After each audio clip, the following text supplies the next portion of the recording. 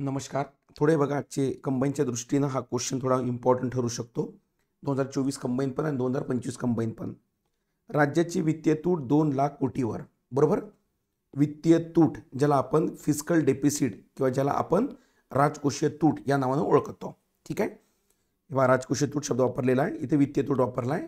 मी तुम्हाला बेसिक लेक्चरमध्ये पण शिकवलेलं आहे की राजकोषीय तुटीलाच मीडियामध्ये वित्तीय तूट हा शब्द वापरत असतात. ठीक आहे. आता पहा विषय काय आहे. विषय आहे राज्याची वित्तीय तूट 2,00,000 कोटींवर. आता बेसिकली जेव्हा तुम्ही बेसिक लेक्चरमध्ये आपण जे तुम्ही म्हणजे प्रत्येकजण एक कन्सेप्ट शिकतो ज्याला म्हणतात FD, म्हणजे आपण त्याला म्हणतो राजकोषीय तूट, बरोबर. Fiscal deficit. आता फिस्कल डेफिसिट म्हणजे काय? फिस्कल डेफिसिटचा अर्थ होतो की तुम्ही एका वर्षात म्हणजे 1 इयरमध्ये तुम्ही किती कर्ज घेता, बरोबर. त्याला म्हणतात काय? Fiscal deficit. लक्षात ठेवायचं, राजकोषीय तूट हे एका वर्षाचं कर्ज असते. ठीक आहे. आता किती कर्ज घ्यावं यासाठी भारतामध्ये एक ॲक्ट आहे, त्याला म्हणतात FRBM ॲक्ट, बरोबर. जो मूळ कायदा 2003चा होता, पण आता नुकतीच त्याला 2012मध्ये काय केलं? संशोधन केलेलं आहे, बरोबर. आणि याचा टार्गेट आता 2018पर्यंत आहे. आयोगाने तुम्हाला प्रश्न विचारला होता 3चं उद्दिष्ट 2000 कितीपर्यंत होतं? हे 2008पर्यंत. केव्हाही लक्षात ठेवायचं, FRBMचं उद्देश हे 5 वर्षाचं असते आणि मागच्या 2021, 22, 23 कंटिन्यू प्रश्न आहे. तर FRBM 2012ची दुरुस्ती आहे. ओके. त्यानुसार लक्षात ठेवायचं, राज्याला आपली राजकोषीय तूट म्हणजे एका वर्षाचं कर्ज हे GDPच्या 3% पर्यंतच म्हणजे ठेवावं लागते, म्हणजे 3%च्या आत, याच्यावर जाता कामा नये FRBM ॲक्टनुसार. पण आता काय उडालं महाराष्ट्राचं, तर महाराष्ट्रामध्ये 2014 पासून तर 2024पर्यंत हे 2% पर्यंत होतं, म्हणजे लिमिटमध्ये होतं.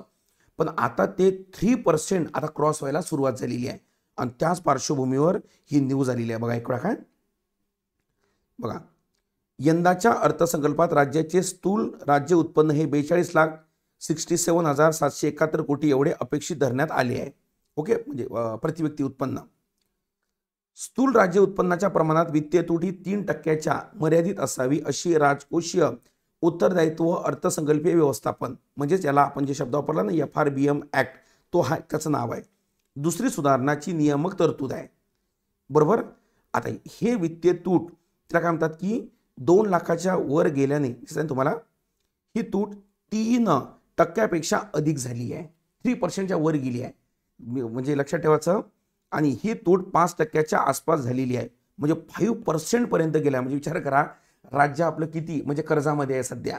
त्यावरून जरा याला म्हणजे ही चिंताजनक बाब आहे बरं काही, म्हणजे व्यवस्थितपणे. आणि त्यातल्यात म्हणजे ही योजना पण आपण सुरू केलेली आहे. ठीक आहे. ती योजना चालेल समजा, पण बाकी गोष्टीवर याचा परिणाम होईल. ठीक आहे.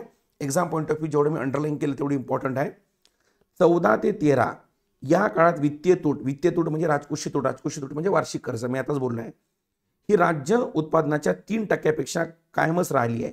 म्हणजे बघा, तुम्हाला म्हटलं ना की महाराष्ट्राचं फिस्कल डेफिसिट हे नेहमी चांगलं राहिलेलं आहे, कारण महाराष्ट्राला वित्तमंत्री पण चांगले मिळाले, जयंत पाटील साहेबांपासून तर देवेंद्र फडणवीस साहेबांपर्यंत. त्यात काही प्रॉब्लेम नाही. पण यावर्षी इलेक्शन असल्यामुळे अख्खा कार्यक्रमच गडबडला सगळा. आणि 23-24मध्ये ही तूट 2.77% सर्वाधिक होती. या काळात बघा ना, खरंच महाराष्ट्राला वित्तमंत्री चांगले लाभलेले आहे बरं का.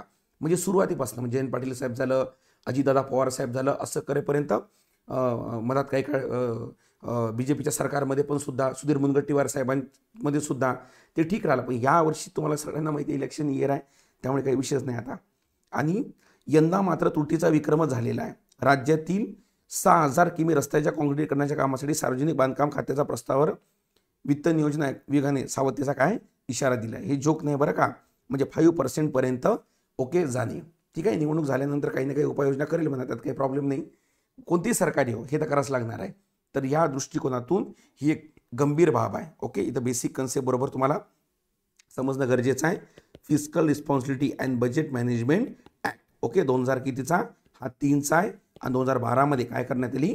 अमेंडमेंट. आणि यासाठी कमिटी होती, त्याला म्हणतात NK सिंग समिती. ओके. बेसिकमध्ये मी घेतलेलं आहे, पण बेसिक म्हणजे राज्याचं आपण हे नवीन आकडे आहे म्हणून असं मला वाटलं की तुम्हाला सांगावं, म्हणून पटकन तुम्हाला रेकॉर्ड करून टाकले ते. ठीक आहे. चला.